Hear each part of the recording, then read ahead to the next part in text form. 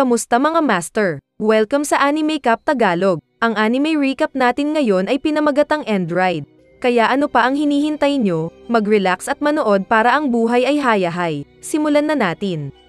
Level 1 na siya pero may kapangyarihan para pahiyain ang royalty. Si Sean Asanaga ay isang batang lalaki na ang ina ay isang dating arkeologo, at dahil dito, siya ay nahumaling sa mga kristal at bato. Pumunta si Sean sa opisina ng kanyang ama dahil na-miss niya ang kanyang sariling kaarawan, ngunit sa halip na ang kanyang ama, ang nahanap niya ay isang kristal na nakapaloob sa isang glass casing na parang protektado. Siya ay nabighani sa kristal kaya binuksan niya ang case para ilabas ito at humanga ng maigi. Nagsimulang umilo ang kristal sa kanyang kamay at ang kulay nito ay nakapalibot sa kanya na tila tumatagos sa kanyang dibdib. Sa isang segundo, ang kristal ay lumikha ng isang portal sa mismong harapan niya. Nang tiningnan, nakikita niya ang isang mundo sa loob nito at inabot niya ang kanyang kamay upang hawakan ito. Nawala ang kanyang kamay sa portal at tinatahak niya ito ng buong katawan para mahulog sa ibang mundo. Sa harap mismo ni Emilio, isang prinsipe na bilanggo ng kanyang ama, ang hari, biglang lumitaw ang isang portal at nahulog si Sean na ikinagulat ni Emilio. Nais ni Emilio na patayin ang hari sa kanyang pagtulog ngunit nabigo siya dahil nagising ang hari sa kalagitnaan ng kanyang pagpatay upang talunin siya at ilagay siya sa isang piitan. At doon niya nakilala si Sean. Nagtanong si Emilio tungkol kay Sean na hindi man lang alam kung bakit siya nahulog sa isang portal patungo sa ibang mundo. Sinabi sa kanya ni Sean na wala siyang ideya. Habang nagtatalo sila, narinig ng mga gwardya na nagbabantay sa bilangguan ang malakas na pagbagsak ni Sean at pumunta sila para mag-imbestiga. Paglapit nila, ang dibdib ni Sean ay kumikinang ng isang mapusyaw na asol at isang sandata na tinatawag na warp relic ang nagpakita. Kinuha niya ang sandata sa kanyang harapan at pinaghahampas ang mga gwardya, pinatay sila at binasag ang mga bar ng bilangguan. Si Emilio ay tumakas mula sa bilangguan kasama si Sean at sila ay lumabas ng kastilyo. Habang naglalakad sila, ipinaliwanag ni Emilio kay Sean kung nasaan siya, isang mundo na tinatawag na Endora, na matatagpuan sa ilalim ng lupa. Hindi nagtagal ay nakilala nila si Ibelda, isang hayop na humanoid na tinatawag na Zuzien. Kinilala siya ni Emilio bilang isang bantay sa trono ng hari at sinalakay sila ni Ibelda. Pareho silang lumalaban, nang ang warp relic ni Emilio ay natanggal sa kanyang mga kamay at nawala. Tinalikuran siya ni Sean ngunit napatunayang napakalakas ng Zuzien para sa kanila. Ipinadala niya silang dalawa sa tubig, pinutol ang labanan. Matapos maglakad ang dalawa at magkita-kita ang kaibigan ni Emilio, si Alicia at ang kanyang cute na baby dragon, nakita nila ang mundo ng Endora kung saan dumating si Sean upang makita na ang araw ay isang higanteng kristal sa kalangitan. Pinangunahan ni Emilio ang daan patungo sa gusto niyang puntahan at magtago sa kanyang ama at sa kanyang mga bantay. Habang naglalakad sila, inatake sila ng baboy ramo. Ang maliit na dragon ni Alicia, si Fail Ryan, ay nagsimulang lumaki at ipinagtanggol ang tatlo na nakikipaglaban sa bulugan. Nang ihagis si Fail Ryan sa gilid ng baboy ramo, sinubukang tulungan ni Emilio ngunit mahina siya laban sa hayop. Binalingan ng baboy ramo sina Sean at Alicia na nakatingin sa gilid. Agad na lumitaw ang warp relic ni Sean habang papalapit ang panganib at nilabanan niya ang baboy ramo. Ngunit habang sinusubukan nilang ipagtanggol, sina Sean at Alicia ay nakulong sa loob ng isang lambat na booby trap na nakalagay mismo sa ilalim ng kanilang mga paa. Nakatayo si Emilio upang labanan muli ang baboy ramo. Habang tumatakbo ito patungo sa kanya, pinindot niya ang isang bagay na nag-activate ng isa pang bitag sa kanyang paa, pinatay nito ang baboy ramo at naligtas ang tatlo. Lumilitaw ang isang lalaki na parehong kilala at tinutukoy ni na Emilio at Alicia bilang Pascal. Dinala niya sila sa loob at niluto ang baboy ramo na kakapatay lang nila at pinakain. Kalaunan ay ipinaliwanag niya kay Sean ang tungkol sa mundo ng Endora at kung paano siya makakalabas dahil iyon ang kanyang layunin. Sa wakas ay narating na ng mga maharlikang gwardya ang kanilang mga pakay at sinimulang salakayin ang lugar ni Pascal. Pascal kasama ang trio ay pumasok sa kanyang lumilipad na aparato at sila ay nakatakas ng hindi nasaktan sa isa pang pagtatago. Magdamag silang nagtago roon habang tinatalakay ang misteryo ng paglitaw ni Sean mula sa ibabaw na tinatawag nilang Earth. Nang maglaon, nang si Pascal ay pumunta upang bumili ng ilang mga pamilihan at si Alicia ay nasa labas, sinabi ni Emilio kay Sean ang tungkol sa kanyang planong patayin ang hari dahil sa pagpatay sa kanyang biolohikal na ama. Pumunta sila sa Pangangaso kung saan tinatalakay nila kung paano makakahanap si Emilio ng isang grupo ng panlaban upang tulungan siyang patayin ng hari, at kung kailan nila ito gagawin. Sa gabi habang natutulog si Alicia, ginaising ni Emilio si Sean at naghahanda silang umalis gaya ng plano. Dinala ni Emilio si Sean sa isang bangin kung saan nakita nila ang isang kampo na itinayo ng grupo ng panlaban at habang pinag-uusapan nila kung sino ang mga taong ito, hinarap sila ng grupong nagpapakilala sa kanila bilang mga reinforcement, na tinatawag na Ignots. Hiniling ni Emilio na makipagtulungan sa kanila para sa layunin ng pagpatay sa kanilang karaniwang kaaway. Ang pinuno ng grupo, si Demetrio, ay pinamunuan niya ang dalawa sa kanilang base camp at sinabi sa kanila na hindi niya sila matutulungan dahil walang plano si Emilio na patayin ang hari. Tinawag niya itong tanga at nagalit si Emilio. Ipinatawag niya ang kanyang war prelate para labanan si Demetrio. Inatake niya si Demetrio ngunit hinaranggan ni Demetrio ang kanyang pag-atake gamit ang kanyang normal na talem dahil wala siyang war prelate. Nang makita ni Sean si Emilio na pababa at na-corner ni Demetrio, ipinatawag niya ang kanyang rap relic at sinubukang ipagtanggol siya. Inihagis ni Demetrio ang kanyang talem na nakakabit sa isang lubid sa isa pang talem. Kay Sean, tinali ang kanyang binti at itinaas siya. Sa isang puno, inulit niya ang katotohanan na hindi niya tutulungan si Emilio sa kanyang paghihiganti ngunit kinumbinsi siya ni Sean na hayaan si Emilio na patunayan ang kanyang sarili na karapat-dapat sa trono kung magtagumpay siya sa pagpatay sa hari. Sinundan ni na Emilio at Sean si Demetrio upang sumali sa paglaban. Isa pang miyembro ng Ignots na si Felix ang kumuha kina Sean at Emilio na laging nagtatalo kung iiwan sa paglalaba. Mas maraming miyembro ang sumama sa kanila upang magtrabaho at nakipag-usap si Sean kay Eljuya, isang seer na miyembro ng Ignots, na nahulog sa tubig habang sinusubukang patunayan ang kanyang mga talento kay Sean. Nang siya ay inilabas at nagising, sinabi niya sa kanila na nakita niya si Sean sa harap ng mga skyscraper, na nagpasaya sa kanya na babalik siya sa bahay. Nang maglaon, si Emilio at Sean ay nag-iisang nag-uusap ngunit sa lalong madaling panahon ay nagsimulang magtalo tungkol sa malamig na disposisyon at paranoia ni Emilio. Ito ay nagpagalit kay Emilio at ipinatawag niya ang kanyang war prelate. Malugod na tinanggap ni Sean ang hamon at inilabas din niya ang kanyang war prelate ngunit pareho nilang itinapon ang mga ito para lumaban na parang mga lalaki, na may mga kamao, hanggang sa malamigan sila sa isa't isa. Ginaisang sila ng grupo para magpatuloy sila at talakayin ang isang paraan sa pagsulong sa kanilang planong patayin ang hari at iuwi si Sean. Napagtanto nila na wala silang hukbo at ang kaharian ay mayroon, kaya plano nilang lapitan ang mga mamamayan ng Endora na papayag na maghimagsik laban sa hari. Itinakda nilang lapitan ang mga Zuzian na pinilit na alapinin ang kanilang mga araw sa mga trabahong magsasaka kahit na sila ay napatunayang mas kapaki-pakinabang. Dahil nangyari ito sa loob ng maraming taon at taon, naapektuhan nito ang mga henerasyon. At ang pagbabago sa pinuno ng kaharian ay maghihikayat sa kanila na sumapi sa isang rebelding grupo. Pagkatapos ng pagpupulong at mga talakayan, naiwan sina Sean at Emilio na mag-isa sa kanilang mga kubo habang sila ay galit pa rin sa isa't isa kaya nagpa siya si Sean na hanapin si Eljuya upang magtanong tungkol sa hinaharap na nakita niya. Sinusubukan niyang makuha muli si Eljuya ng isang sulyap sa hinaharap sa pamamagitan ng pagsubok na linlangin siya para saktan ang kanyang sarili dahil iyon ang karaniwang kondisyon na dapat matugunan para makakita siya ng isang pangitain. Ibinalik ni Eljuya ang panlilinlang kay Sean sa pamamagitan ng pag-akay sa kanya sa isang ligaw na gansa na habulin ang isang ibon na hindi naman totoo.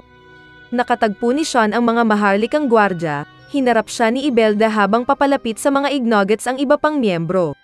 Naglaban sina Sean at Ibelda ngunit tila hindi siya matatalo ni Sean, itinapon siya sa lupa at bago pa siya maputol ni Ibelda gamit ang kanyang war prelate, tumakbo si Emilio para ipagtanggol siya. At sabay nilang itinaas ang kanilang mga sandata para talunin si Ibelda. Nag-evolve ang war prelate ni Sean kaya nakaya nila ni Emilio na hampasin si Ibelda na ikinasugat niya at naging dahilan para tumakas siya. Kaya, tumakas din sila na umaasang makakawala sa panganib, nakasalubong lang si Alicia na galit na sinamahan ni Pascal. Dumating ang mga Ignots upang makipagkita kina Emilio at Sean pagkatapos nilang tumakas sa eksena at nakilala nila sina Pascal at Alicia ngunit hindi agad nagtiwala sa kanila. Bumalik sila sa base camp. Nang maglaon, nakipag-usap si Pascal kay Emilio kung saan sinabi niya sa kanya na hindi niya sinasang ayunan ang kanyang mga intensyon anuman ang kanyang mga katwiran. Pagkatapos, naghiwa-hiwalay ang dalawang grupo at ilang sandali pa ay naghiwalay na sila ng landas hanggang sa muling pagkikita. Pumunta si Sean sa paglaban upang sabihin sa kanila ang tungkol sa kanyang paglabas sa Babylon. Para sa gabi, pumunta sila sa pagpapatrolya habang naghahanda silang lumabas at simulan ang kanilang paglalakbay sa isang malaking alyansa, patayin ang hari. At ibalik si Sean sa ibabaw. Lumipat sila, dumating sila sa port town at kumuha ng lugar upang magpahinga para sa gabi. Nagpasya silang bisitahin ang mga tindahan at pamilihan. Habang naglalakad sila, isang random na bata ang nagnakaw ng punyal ni Emilio at tumakbo palayo. Hinahabol nila ang bata at ibinalik ang punyal kapalit ng ilang pagkain mula kay Alicia na naaawa sa mga bata. Pagkatapos makipaglaro sa mga bata, bumalik sila sa kanilang tinutuluyan ngunit inaatake sila sa kanilang daan. Mukhang isang batang babae ang salarin. Inalis ni na Emilio at Sean ang kanilang mga warp relic nang makita nilang ito ay isang maliit na babae. Lumapit si Emilio sa dalaga at inatake siya nito. Muli nilang ipinatawag ang kanilang mga sandata para umatake pabalik. Inaatake ni Sean ang babae ngunit tila hindi niya ito maputol kaya pinasabog niya ito gamit ang kanyang mga pampasabog na warp relics. Nang siya ay natalo, ay inatake niya si Emilio na nakakuha ng proteksyon mula sa shield ng cloth warp relic ni Eljuya. Dumating si Demetrio upang iligtas at nilabanan ang babae. Siya ay mabilis at alisto, ngunit binibigyan siya ng isang mahirap na oras at sa wakas ay nahuli siya at pinutol ang kanyang aparato sa pagmamanipula na suot niya sa kanyang leeg. Ipinaliwanag ni Eljuya ang kanyang kasaysayan bilang isang assassin at nagpasya silang isama siya sa kanila. Sa wakas ay sumakay sila sa barko upang tumawid sa dagat na may layuning magtungo sa isla ng mga Zuzian. Ang mga Zuzian ay mukhang handang labanan ang mga nanghihimasok. Si Demetrio ay humakbang pasulong na hinihingi na kausapin ang kanilang pinuno na binihag lamang sila at dinala sila sa kanyang tinitirhan. Sinimulan nila ang mga negosasyon para magtagumpay ang kanilang plano ngunit tumanggi ang pinuno ng Zuzian sa kanilang salita dahil ito ay isang salita lamang. Sa halip ay gusto niyang kunin ang buhay ni Demetrio upang patunayan na siya ay talagang tapat sa kanyang layunin at hindi pagkatapos ng kapangyarihan. Sumang-ayon si Demetrio sa kabila ng pagtanggi ng kanyang grupo na kitilin ang kanyang buhay. Inialok nila ang kanila at sinubukang baguhin ang desisyon ng pinuno. Pumayag ang hepe na kunin ang buhay ni Demetrio at inutusan ng isa sa kanyang mga bantay na patayin siya ngunit ang gwardya ay napigilan ng warp relic ni Luis, ang tanging babaeng miyembro ng Ignots na kalahating Zuzian din at hindi bihag. Marami sa mga gwardya ng Zuzian ang nakakita na ang grupo ay nagre-rebelde, iminumungkahi nilang patayin silang lahat ngunit ang hepe ay umungal ng napakalakas upang matigil ang kaguluhan. Pinigilan niya ang sarili niyang mga tauhan at dinala si Demetrio para makipag-usap sa loob. Nag-usap sila at umabot sa isang kasunduan kung saan hahayaan ng pinuno ang kanyang mga tauhan na sumali sa revolusyon at subukang sundin ang mga mithiin ni Demetrio. Tinutulungan ng mga Zuzian ang grupo sa isang barko at mga gamit habang ang sa kanila ay bumangga pagdating nila. Umalis sila sa isla at bumalik sa kanilang paglalakbay. Ang susunod na hakbang sa kanilang paglalakbay ay ang pag-akyat sa isang nagyayelong bundok ngunit sa lalong madaling panahon sila ay tinamaan ng bagyo ng nyebe at napilitang huminto. Nagtayo sila ng kampo upang maiwasan ang pagyayelo at ipagpatuloy ang kanilang paglalakbay kinabukasan. Habang naglalakad sila ay nakakita sila ng mga higanteng yapak ng isang dragon at nahulog si Eljuya sa isa sa kanila. Gumagawa ng paraan ang grupo para habulin siya at maibalik siya. Nakarinig sila ng malalakas na higanteng yabag mula sa isang puting dragon na humihinga ng yelo sa halip na apoy. Patuloy itong umaatake sa kanila at humihinga ng yelo sa kanila. Sinabihan sila ni Demetrio na tumakas dahil ang pakikipaglaban sa dragon ay papatayin lamang sila. Sinubukan nilang tumakbo ngunit na-corner sila ng isa pang dragon. Prinotektahan ni Sean at Emilio si Alice habang sinusubukan ng ice dragon na bumuga ng yelo, iniwan ni Fail Ryan ang mga kamay ni Alicia. At nagsimulang umilo, lumaki at nagbago ng kulay. Kapag ang Ice Dragon ay huminga ng yelo, si Fail Ryan ay kinokontra ito ng apoy. Pinatahimik ni Eljuya ang mga dragon pagkatapos kausapin ni Alicia si Fail Ryan na kanyang ama na nakulong sa kanyang warp relic habang ito ay nag-evolve at naging isang buhay na bagay. Umalis sila sa hukay at nagpatuloy sa kanilang paglalakbay ngunit nakikita nila ang mahabang daan na kailangan pa nilang lockeran. Dumating ang mga Ice Dragon at inalok sila na iangat sa malamig na bundok.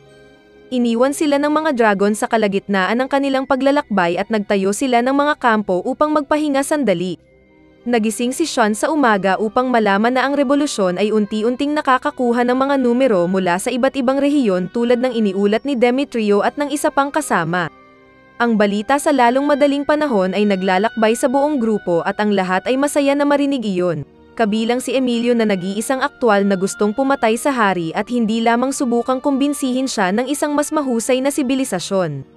Nang marinig ni Sean na hindi nagbago ang isip ni Emilio tungkol sa kanyang intensyon, nagalit siya at sinuntok siya sa mukha. Walang nagawa si Emilio kundi ang manatili. Nang sila ay nasa karwahe na dumiretso sa Babylon, humingi ng tawad si Emilio kay Sean dahil sa mga kakilakilabot na sinabi niya at humingi rin ng paumanhin si Sean sa pagkakatome sa kanya. Pagkarating sa Babylon, naglakad sila hanggang sa maabot nila ang 4 na tore. Pagkatapos ay ipinaliwanag ni Eljuya kung ano ang Babylon at kung kailan ito nagsimula. Ipinakita niya ang pasukan na magdadala sa kanila sa Babel, ang lugar kung nasaan ang hari at kung saan naroon ang portal na patungo sa ibabaw. Pumasok sila sa tore ngunit napahinto sa isang dead end. Napagtanto ni Felix na kailangan nilang umakyat sa pader para makaakyat sila at magpatuloy mula roon. Ginagawa nila iyon na ang huling umakyat sa itaas ay sina Sean at Emilio. Habang umaakyat si Emilio ay nawalan ng hakbang at nahulog ngunit mabilis na hinawakan ni Sean ang kanyang kamay at hinayla siya pataas, na nagligtas sa kanyang buhay. Ang ikalawang hakbang sa pag-akyat sa pader ay ang pag-akyat pababa sa kabilang panig. Ginawa iyon ng buong grupo maliban kina Emilio at Demetrio. Ipinaalam ni Demetrio kay Emilio na hindi niya intensyon na patayin ang hari. Sinubukan ni Emilio na kumbinsihin siya na ang kanyang diskarte ay hindi gagana dahil ang hari ay hindi isang makatwirang tao. Ipinaliwanag ni Demetrio ang kanyang panig at nagtanong ng dahilan kung bakit sabik na sabik si Emilio na patayin si Delsheim, ang hari. Ipinaliwanag niya na ito ay upang ipaghiganti ang kanyang ama na pinatay ni Delsheim. Pagkatapos ng kanilang pag-uusap, bumaba sila para magpatuloy sa pasukan kasama ang iba pang grupo. Pumasok sila sa isang maze at tumungo sa Babel. Napagtanto ni Sean na nangako siya kay Emilio na tutulungan siyang patayin ang kanyang ama at ayaw niyang talikuran ang kanyang sinabi. Ngayong patungo na siya sa Babel, aalis siya at hinding-hindi na matutupad ang pangakong iyon. Bago masagot ni Emilio ang tanong ni Sean tungkol sa kanyang layunin na patayin ang kanyang ama, nakita ng iba ang pasukan sa Babel ngunit sila ay tinambangan ng bantay ng hari. Isang away ang naganap sa pagitan ng dalawang partido at halos matalo ang mga tauhan ng hari. Si Imelda na nakikipaglaban kina Sean at Emilio ay nagpapatunay na mas malakas pa rin sa kanilang dalawa. Kahit na ang warp relic ni Emilio ay dumaan sa isang ebolusyon, ang kanyang interes ay nakasalalay sa pagpasok sa Babel at pagpatay sa hari kaya umalis siya sa laban at tumungo sa portal relic. Sinundan siya ni Sean at Alicia at pinigilan ni Eljuya si Imelda sa paghabol sa kanila. Tinamaan ni Luis ang kumot na kalasag ni Eljuya gamit ang kanyang warp relic, na inihayag ang kanyang sarili bilang isang taksil sa revolusyon. Si Emilio, sa wakas ay nakarating sa Babel at nahanap ang kanyang ama doon at sinubukan siyang pigilan. Ipinatawag niya ang kanyang warp relic, at sinugod siya. Hindi rin nagpapigil ang kanyang ama, ipinatawag niya ang kanyang sariling warp relic at nakipag-away sa kanyang anak. Matapos bumangon nang itulak siya ni Emilio pababa, sa wakas ay nakarating si Sean sa Babel at sinubukang pigilan si Emilio.